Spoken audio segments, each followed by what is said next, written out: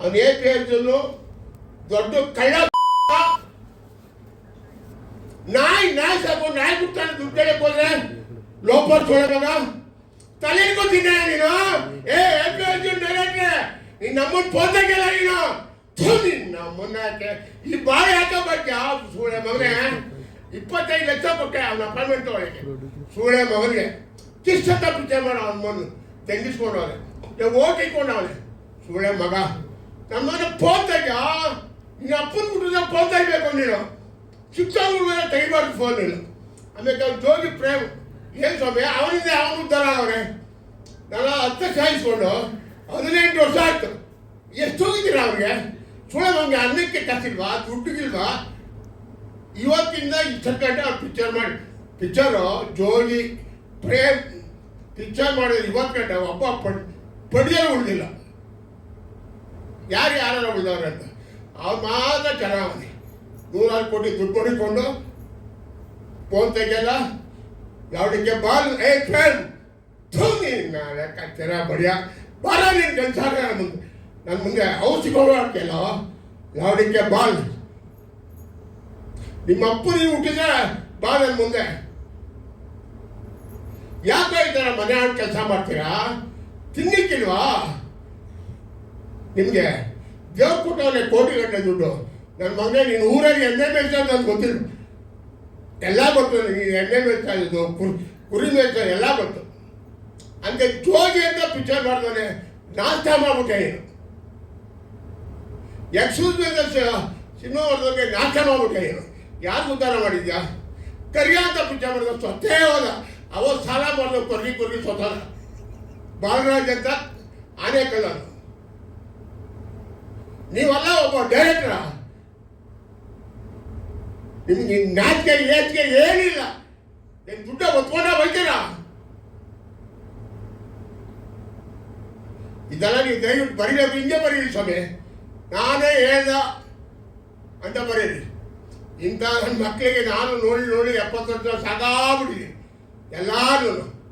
ನಾನೇನು ಇವತ್ತು ಬಂದನಲ್ಲ first distribution ಮಾಡಿದೆ 7 ವರ್ಷ distribution 150 picture Andhra Pradesh Dev films ಅಂತ ಆಮೇಲೆ ಇಲ್ಲಿ ಯಾರೋ ಪ್ರೆಸ್ ಅವಾಗ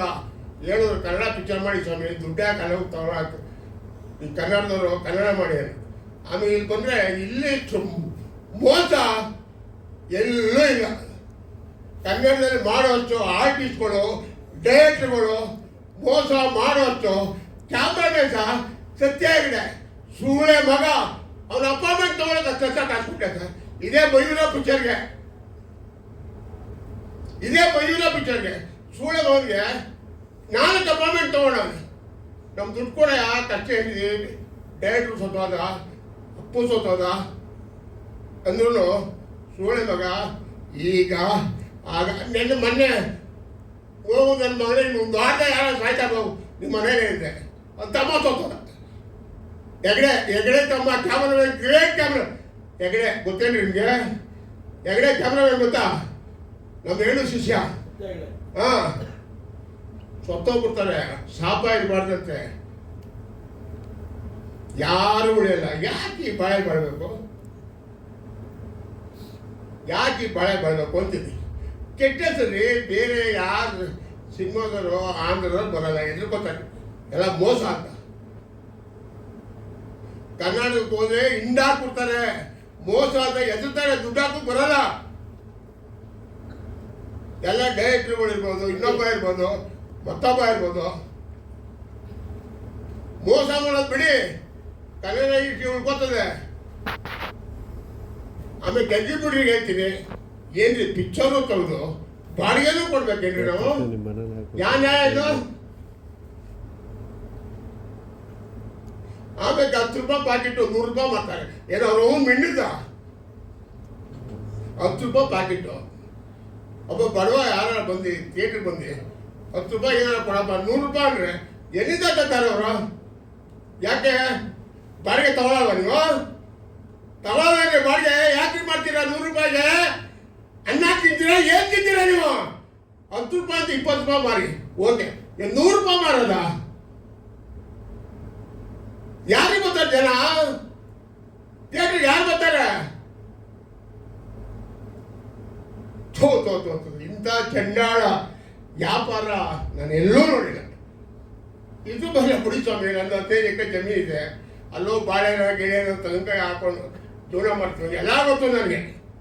ನಾನು ಸಾಮಾನ್ಯ ವ್ಯಕ್ತಿ ಅಲ್ಲ, ನನಗೆಲ್ಲ ಗೊತ್ತು. ಕಡಲೆಕಾಯಿ ಮಾಡೋದು ಗೊತ್ತು. ಬೀದಿ ಮೇಲೆ ನಾವು ಪುಟ್ಟಿ ಹಾಕೊಂಡು ಕಡಲೆಕಾಯಿ ಮಾಡ್ತಾ ಇದ್ದೋ ಅವಾಗ ಕೆಂಟೆಲೆ. ಕಡಲೆಕಾಯಿ ಅಂತ ಇದ್ದೆ, ಅದು ಗೊತ್ತು. ಬೆಲ್ಲ ಮಾಡೋದು ಗೊತ್ತು. ಜೀವನ ಮಾಡಲಿಕ್ಕೇನ್ರಿ ಮನ್ಸೂರು ಬೇಕಾಗಿರೋದು? ಬೆಳಗ್ಗೆ ಅಂತ 100 ರೂಪಾಯಿದು ಜೀವನ ಮಾಡ್ಬೋದು, ಕೋಟಿ ರೂಪಾಯಿದು ಜೀವನ ಮಾಡ್ಬೋದು. ಅದು ಜೀವನ. ಬದುಕಿದ್ರೆ ಸಾಕು.